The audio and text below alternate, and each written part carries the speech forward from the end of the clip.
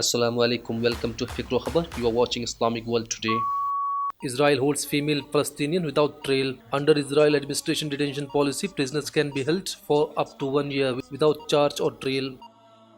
Israel radio.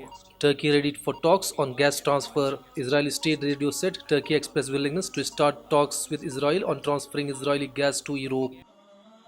First global refugee forum to kick off in Switzerland.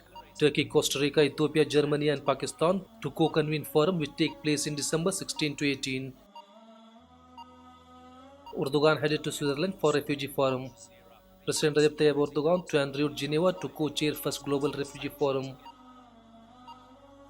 US sends experts to raise oil output in southeast Syria. Egyptian and Saudi engineers and technicians to train locals observe oil productivity in Deir Azor province. 304 killed in Iran protest. Amnesty. Iranian officials have not released official death figure from protest.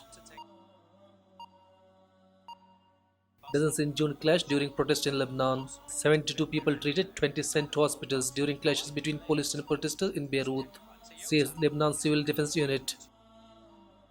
Libya's UN-recognized government denies fall of Tripoli. Haftar launches campaign to capture Tripoli, which under UN-recognized government is based.